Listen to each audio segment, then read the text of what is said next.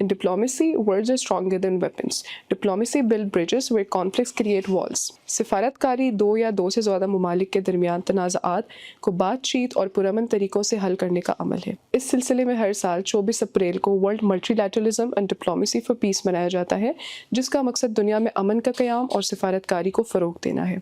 It emphasizes dialogues over war and negotiation over confrontation. सिफारतकारी को जंग के ख़िलाफ़ पहला दिफाई कदम कहा जाता है।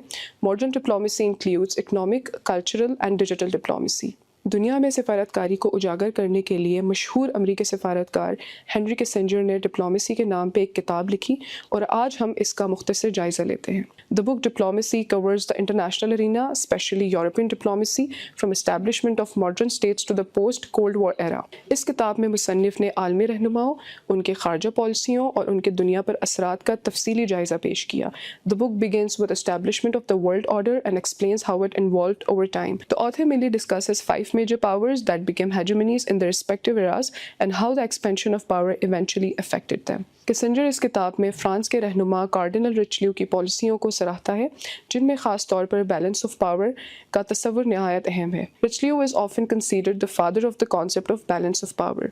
The author argues international stability depends on the balance of power, not idealism. When power is distributed evenly, wars become less likely.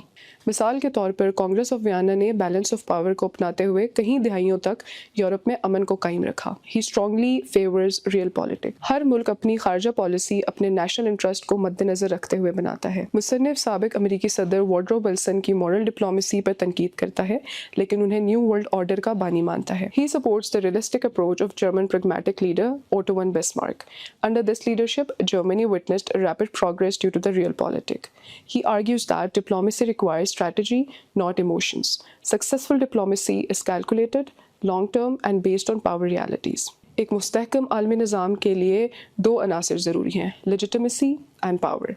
Legitimacy से मुराद तस्लीम शुदा असूल हैं, पावर से मुराद असूल को नाफिज करने की सलाहियत है। Lack of legitimacy leads to chaos, while lack of power weakens the global system. Kissinger इस बात पर जोर देता है कि सिफारतकारी जंग रोकने के लिए ज़रिया है।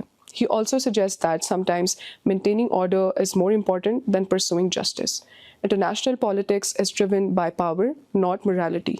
Stability comes from balance, not ideas. During the Cold War era, the United States dominated over the Soviet Union. Soviet union टूट कर कई रियासतों में तकसीम हो गया, जिसके बाद अमेरिका दुनिया की वाहिद सुपर पावर बनकर उभरा। Kissinger has been criticized for promoting American perspectives and strategic thinking. Critics argue that he showed biasness in shaping and interpreting world order. Now the world has been witnessing chaos for 2 months.